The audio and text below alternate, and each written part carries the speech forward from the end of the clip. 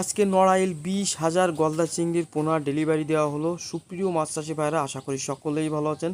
আপনারা যারা এই গলদা চিংড়ির পোনাটা নিয়ে চাষ করতে চান, নদীর গলদা চিংড়ির পোনা, তারা আমার সাথে যোগাযোগ করতে পারেন। দেখেন কত সুন্দর গলদা চিংড়ির পোনা, এবছরের প্রথম গলদা চিংড়ির পোনা। আপনারা যদি এই প্রথমের গলদা চিংড়ির পোনাটা নিয়ে চাষ করতে পারেন, তাহলে কিন্তু অবশ্যই শীতের আগে আপনারা এই মাছটি বিক্রি করতে পারবেন। প্লাস শীতের আগে যদি মাছটা বিক্রি করতে পারেন, তাহলে কিন্তু অধিক দামে আপনারা বাজারে বিক্রি করতে পারবেন। অধিক শীতে যখন বাজারে প্রচুর পরিমাণে গলদা চিংড়ি সহ সকল মাছের পোনা পাওয়া যায়, বাজারে বড় বড় মাছ খাওয়ার জন্য বিক্রি হয়, তখন কিন্তু মাছের দাম কমে যায়। তাই আপনারা অতি দ্রুত এখন আমার এই কাছ থেকে এই পোনাটা নিয়ে আপনারা সরাসরি চাষে দিয়ে দ্রুতই এদেরকে খাওয়ায়ে আপনারা এই মাছটি বিক্রি করে দিতে পারবেন। তাই আপনাদের যাদের এই পোনাটা লাগবে, তারা সরাসরি এসে আমার লোকেশন থেকে এসে নিতে পারবেন। আমার জেলা যশোর জেলা, মনিরামপুর থানা, কপালিয়া গ্রাম।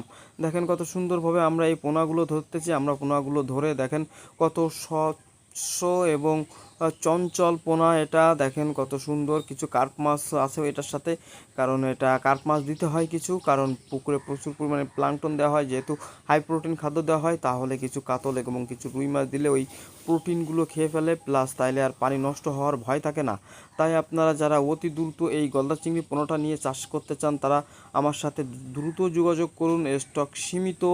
দেখেন এই গলদা চিংড়ির পোনা কিন্তু আপনারা মিঠা পানিতে চাষ করতে পারবেন। অনেকেই আমাকে বলেন, ভাই এটা কি মিষ্টি পানিতে চাষ হবে? ভাই এটা বেশিরভাগই মিষ্টি পানিতে চাষ হয়। যশোর, খুলনা, সাতক্ষীরা, বাগেরহাট, এমনকি বরিশাল, গোপালগঞ্জ, এই সকল জায়গায় এখন প্রচুর পরিমাণে এটা চাষ হয়।